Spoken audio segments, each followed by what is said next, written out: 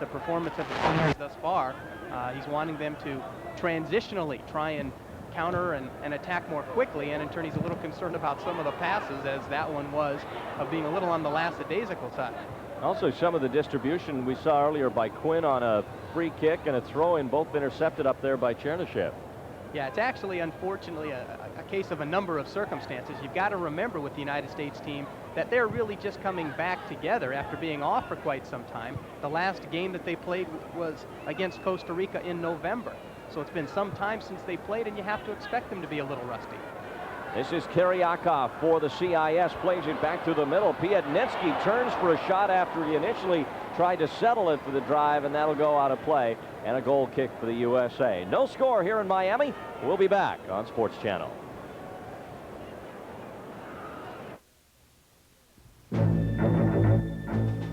It happens every morning in London, Paris, and Madrid. In Munich, Manchester, Zurich, and Brussels. In Glasgow, Stockholm, Frankfurt, and Milan. As the new day arrives, so do we. American Airlines, with more non-stops to Europe from across the U.S. than any other airline. American Airlines, something special to Europe.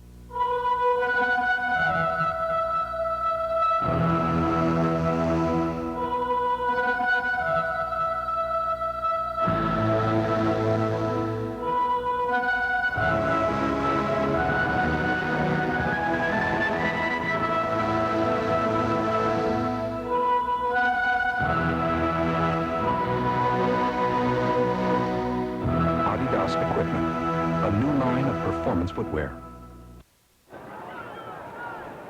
Welcome back live to Joe Robbie Stadium in Miami. Randy Hahn along with Matt Barr and Rick Davis. No score between the USA and the Commonwealth of Independent States in their first journey outside of what used to be the Soviet Union, playing under their new banner. In our pre-game activities here that you did not witness, they played the old Soviet anthem, and they are playing under the old Soviet flag here today. That's because nobody's come up with a CIS anthem or flag yet, but you can bet somebody's working on it, and if they're not, maybe after hearing this they will be. Ball comes out of play, and we'll have a throw-in after it's retrieved out of the moat that surrounds the field somewhat here. There's the familiar hammer and sickle flying here at Joe Robbie, but it's unlikely we'll see that fly again after they do come up with a flag representative of the CIS. Ball out off of Kinnear now, and we have a throw in. Now time for our Adidas trivia question. Who won the Adidas Golden Ball for the best player in the first FIFA Women's World Championship? I'm sorry, which U.S. president was captain of his college soccer team? That's a little mix up there. We had conflicting questions. Which U.S. president was captain of his college soccer team? We'll have the answer for you in a moment. Back to midfield now. We have a foul and a free kick.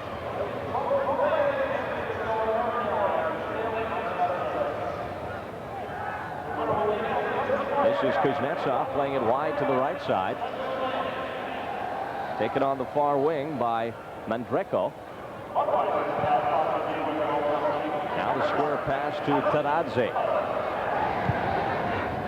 Here's Чернышев, the speedy second division forward. He's really getting an opportunity to show his stuff here by Anatoly Baishovitz, the head coach of the CIS team. He wants to see what this kid that they've been hearing so much about is made of. They're very excited about him and the speed that he represents. And of course, speed isn't everything, but if he can put it together with all the other assets necessary to play soccer at this level, it can be quite a weapon. Ball played all the way through, and Wynalda felt he'd been fouled and looks for the call from one of the officials here, but doesn't get it as play continues.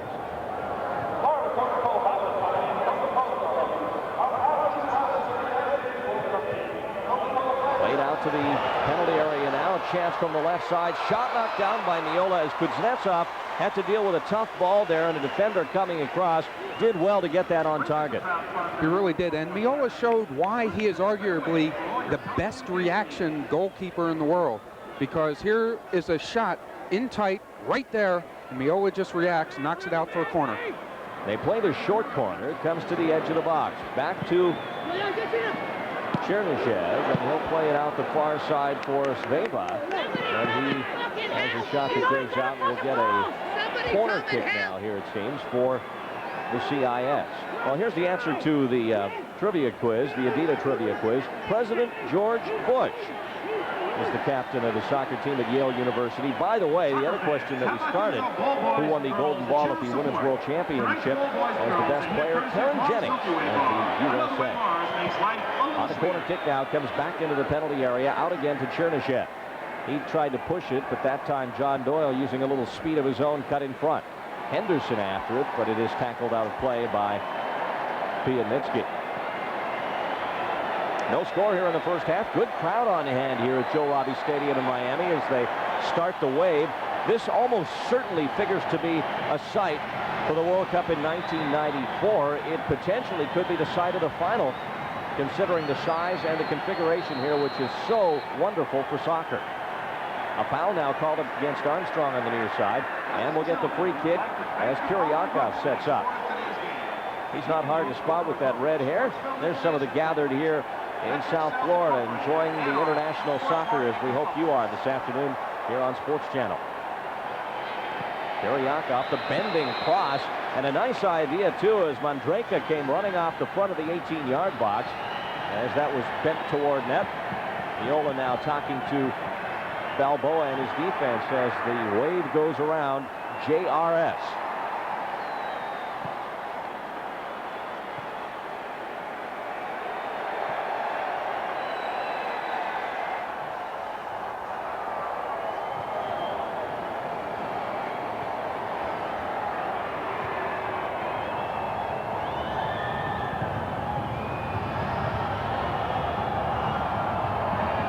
You're right, Rick, and one of the reasons they're doing that is because of the last game that they played. The Commonwealth team tried to loop that ball in behind the defense, and they did that so well that the U.S. had to come up with a way to defense that, and they're trying the offside trap. CIS with possession in the white. Ball flicked to the right edge. Turn around. Nice play by Sergeyev to get control of that, but Clavijo, an equally sound job of defensing it, and now we have the ball out on the far side, and it's going to be the CIS on the throw in as Fernando Clavijo had his hands full with number 9, Oleg Sergeyev. There's Sergeyev there.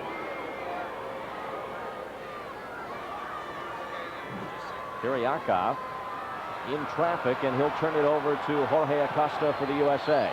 Acosta through the middle for Henderson. He lets this go. The support isn't quite there on the wing, however, as Kinnear and Balboa both a little late to get to it. Now you can hear Bora in the background there shouting out to his team. One of the things he talked about at the recent soccer convention was the U.S.'s transition game by attacking more quickly. Last year we saw them build with controlling the ball, moving it around side to side, and then probing. Hold the ball and probe, hold the ball and probe.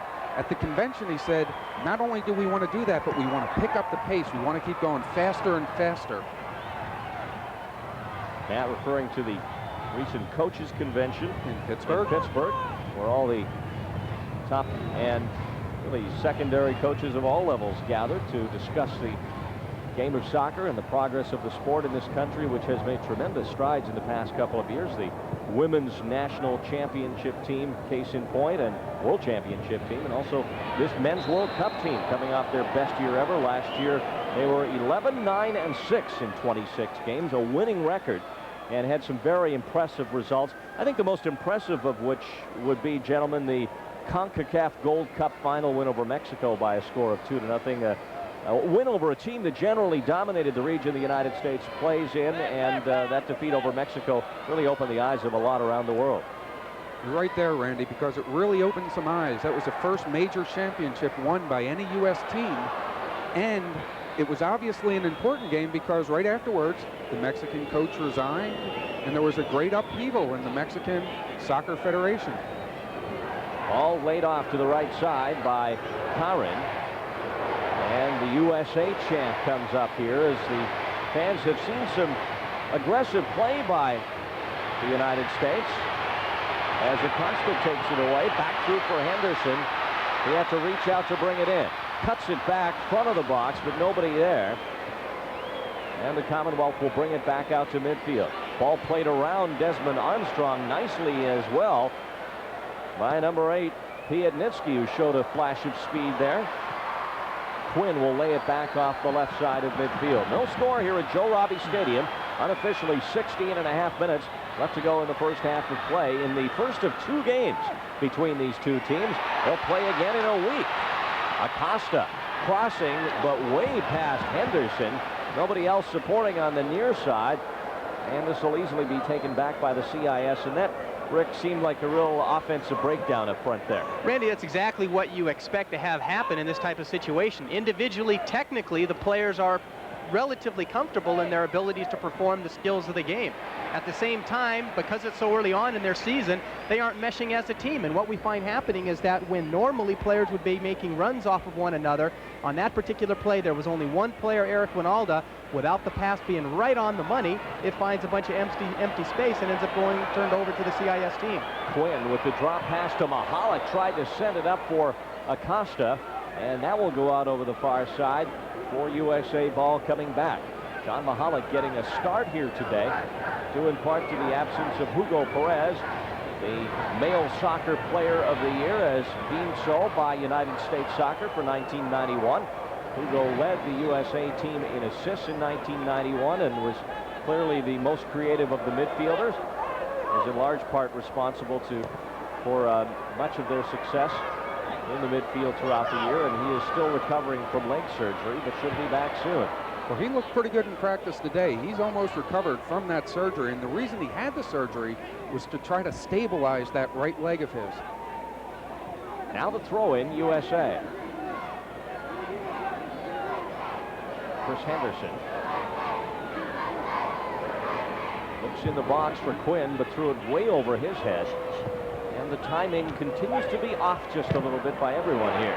Clavijo digs in for a block, comes out, and stepping over is Sergeyev, and he'll drop it and leave it for a teammate. Looks like Чернышов coming over to take it. Randy, on the athletic field, the two countries as a whole, that referring back to what the CIS was before, the Soviet Union and American teams, and not a lot of loves lost there. They're two teams that compete very hard. You look at that tackle in a game here which has been dubbed a friendly.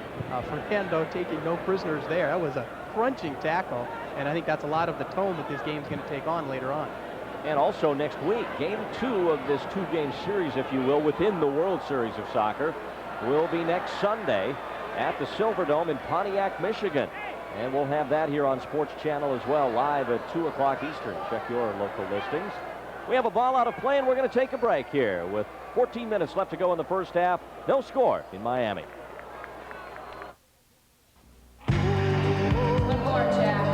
Most guys kick back on the weekends. Jack, on the other hand, good. So how do you feel? Ready to rock and roll.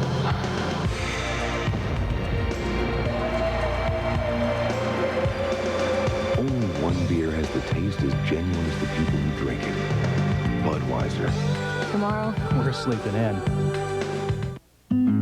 I have a confession. I have no idea how to choose a long-distance calling plan. I don't have to. Sprint does it for me. They keep track of when and where I call and actually let me know which calling plan will save me the most money. They do all that just because I'm a Sprint Priority customer. And I thought it was because I was their spokesperson.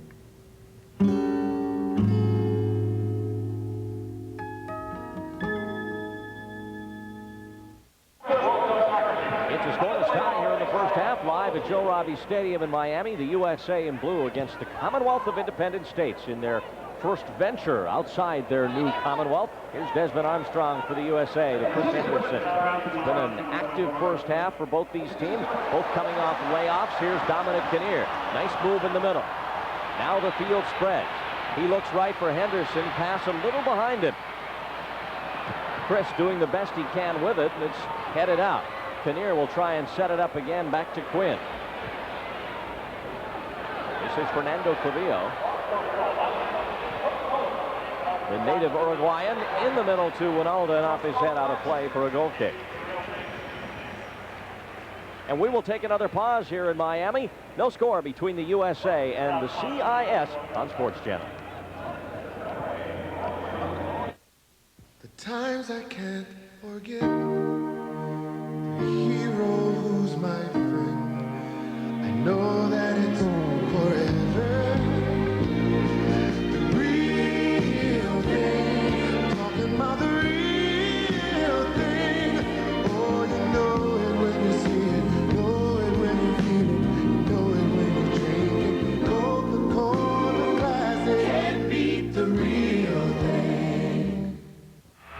Get enough of America's first World Cup? You will in Soccer America. How about our national team and the Olympics? Soccer America delivers. I've been reading Soccer America ever since I went head-to-head against Pelé back in the 70s. I like Soccer America because it profiles personalities. It reports on the pro college women's and international scenes and focuses on the very pulse of soccer in America. Call toll-free to learn more about Soccer America, the USA's only national soccer weekly. 18 issues, just $19.94. Call 1-800-453-6500 now. The Commonwealth with the ball and a chance in the area, and the shot deflects over the net. And a great scoring opportunity for Kiryakov of the CIS as it deflected over the bar. And that's been the best scoring opportunity for both teams. Well, Sergeyev sets this up by just splitting the pass over there. You see it right there, and then Kiryakov just nails one that goes over the top. Meola, fortunately, wasn't tested on that one because he didn't get a hand on it. I'm wondering if the defender coming across just may have touched that enough to deflect it. Hard to tell from that replay. But nonetheless, a great opportunity for the CIS. We are still scoreless in the first half, as you see. Down to about 10 minutes left unofficially in the first half here at Joe Robbie Stadium in Miami. First game of 1992 for the USA. Coming off a great 1991 year that ended with a tie against Costa Rica, but that featured many great results. We talked about that win over Mexico. How about their win over Uruguay? That was a big victory in Denver.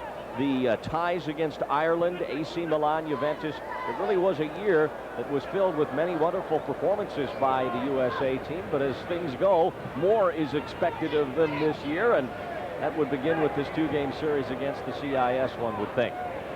Absolutely. More is expected, and we said this before, Murray and Perez are not on the field right now, and those two players were big parts of the U.S. offense. They accounted for almost half the goals and about a third of the assists in this World Series of soccer, and when you lose that offensive power, it's noticed. Bruce Murray scored 7 goals in 24 games for the USA in 1991. Perez played in 16 games, considerably fewer due to injury. He had 5 assists. And as you say, Matt, obviously both key offensive contributors for the U.S. and both out today, Perez with the injury and Murray serving the red card suspension. Ball out now, far side, and we will have a throw-in coming back for the Commonwealth of Independent States. I would also think, too, Rick, that Bora Milutinovic and assistant coach Timo Liakoski are interested to see this team without those two and how the people who step in react. Absolutely, Randy. I think whenever you're a coach, you're always looking for different possibilities that might occur throughout the course of your development and ultimate selection for players to be a part of the team. You take Hugo out of there, you take Bruce out of there, and then you get a chance to see who might be their hires, who might be able to replace them in the event that one of them were to be lost in a competition due to injury or suspension. Quinn had it for a moment, lost it again, and the CIS starting to come on here as we approach the latter stages of the first half. The left foot shot from long distance by Mandreco goes out of play for a goal kick.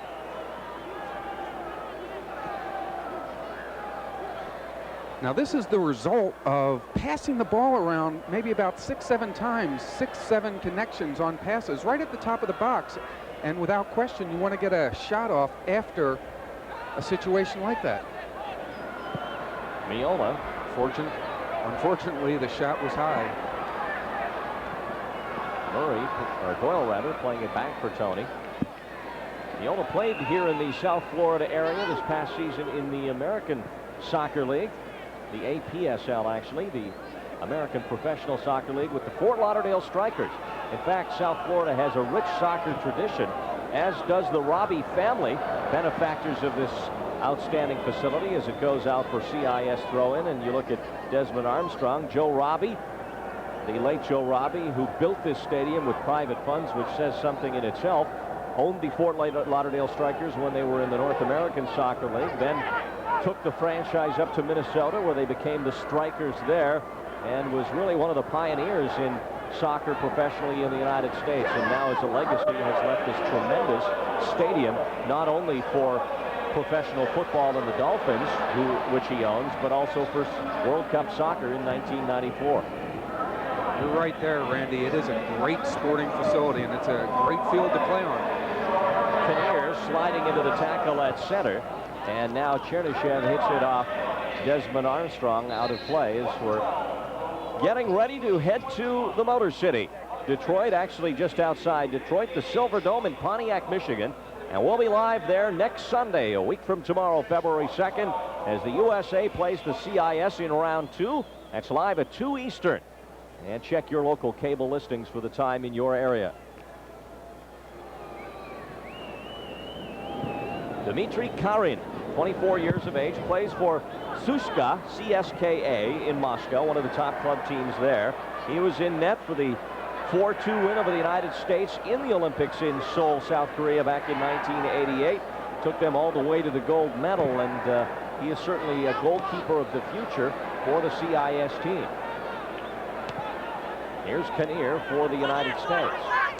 Dominic pushing it up, look for Henderson, not enough on it. Stolen by Чернышев. Now played back up for Pятницкий. Back for Чернышев. The speedy forward cuts it back through the middle, off the side of the foot of Sergeyev, and that's easily handled by Meola. Well, that's an example of the transition game that we were talking about for the Commonwealth team. They steal the ball and immediately they attack. This is what they're trying to do, but as Rick mentioned earlier, they are rusty. The passes already have been just off. They don't seem to have sync yet, although that was a good flurry right there. Here's Pятницкий back the other way again. We're in the first half, down to the last 5 minutes unofficially here in the opening 45-minute frame. No score. Both teams with a number of good opportunities. John Michallik with the best chance for the U.S. early on a direct shot from the left side. And the Commonwealth have had a couple of good chances, a couple of which have come in the past 10 minutes or so. Cross parallel with the front of the 18-yard box, off the head of Henderson. Чернышев will chase it, but he'll give up on it, realizing it's CIS ball coming back on the throw-in. Drops it down quickly to Kuznetsov. Balboa.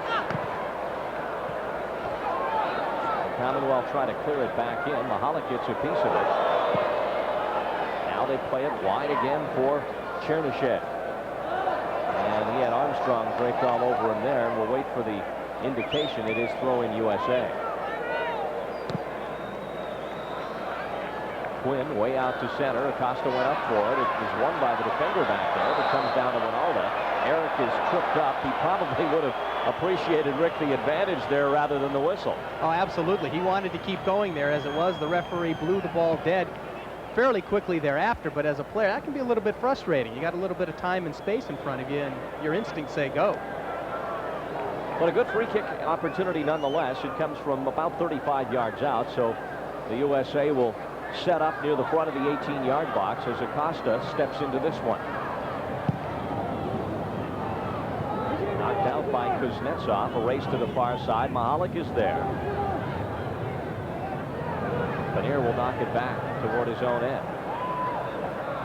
Here's Desmond Armstrong. Taken nicely by Henderson.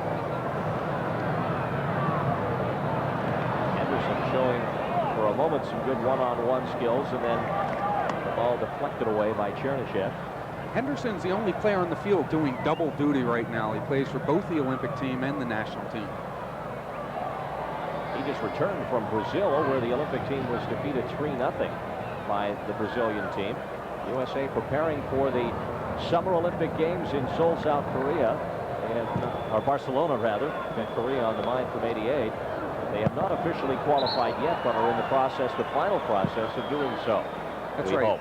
Yeah, true. Henderson will be playing with the national team for the next couple games, but when the qualifying matches occur for the Barcelona Olympics, he will most certainly join that team. Here's Quinn.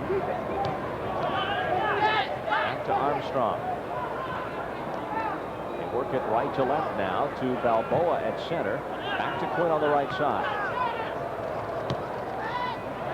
Finds Wynalda at the edge of the box. And this will go off Chadadze out for a corner kick USA. And the clock has run down to 0 here at Joe Robbie, meaning we're under 2 minutes unofficially in the first half.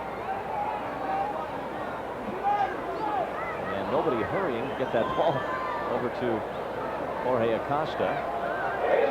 A few shouts from the bench hurried them up. Now Acosta sets it down on the corner spot.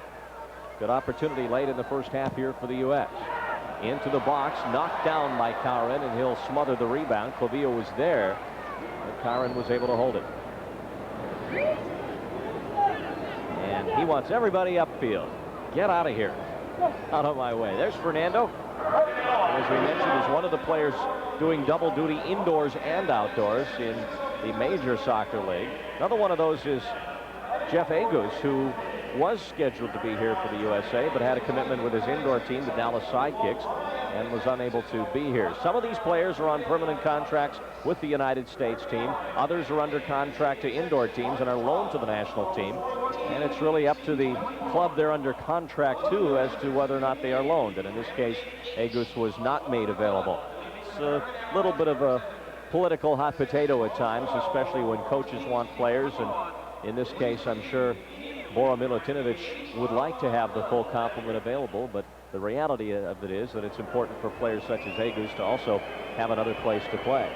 Randy, to expand on the thought a little bit, the problem is that the indoor season runs during the winter, which is typically a good time for the United States national team to stage exhibitions with the inactivity of other countries as a part of their regular season. So what happens is that they want all the players, Bora wants all the players he can get. Indoor teams are right in the thick of their season, and it's I'm sure if I were coaching, I wouldn't want to be letting my best players go when I had games coming up and I needed them to play. Чернышев, a nice run to the edge of the boxes. We're late in the first half here, awaiting the whistle from the referee at any moment. Pushed forward again by the CIS. Pятницkий after it, and this will be called a handball against Kinnear, who tries some delaying tactics there, as the Commonwealth would like to get off a quick free kick here before time runs out. Now they get the assurance from the referee that the required 10 yards will be given. Our referee is Raul Dominguez. He is from here in Fort Lauderdale. And he's moving everyone right to the front of the 18-yard box as you get a good look from up high behind the USA net. Now here's the free kick. Pятницkий, and he'll push this one off the right foot way wide and out of play for a goal kick USA. Randy, I hadn't seen that type of a tactic on a free kick in a long time. Typically, the defensive team sets up a wall to keep the goalkeeper from having to cover the entire goal. Here, the the CIS players form a little mini wall on their own to screen what potentially would have been the only angle Tony Meola would have had to see the ball. As it was, the shot wasn't on the target anyway, but a little bit of a unique tactic there. Meola now on the goal kick. And there's the whistle, and we are at the end of the first half here at Joe Robbie Stadium in Miami. A half that goes by without a goal scored. A number of opportunities for both teams. So at the end of 45 minutes, it's the United States nothing and the Commonwealth of Independent States nothing in their first ever game. You're watching the World Series of Soccer on Sports Channel. Larry Bird was born to be a champion. He was destined for glory in the game he loved. Unbelievable! Call this toll-free number now and get bird watching at its best in this amazing video, Larry Bird, a basketball legend. It's free with your paid subscription to Sports Illustrated, the best way to capture all the drama of sports. Through rare footage, you'll follow Larry from the basketball courts of Indiana to the hallowed halls of the Boston Garden. Henderson, be there when the championships are won. Share the glory, live the moments. Be there for the hard-fought and emotional duels with Larry's longtime friend and rival, Magic Johnson. Call now to subscribe or renew. Get your free video and 54 issues of SI, including the swimsuit issue, for only $1.29 an issue.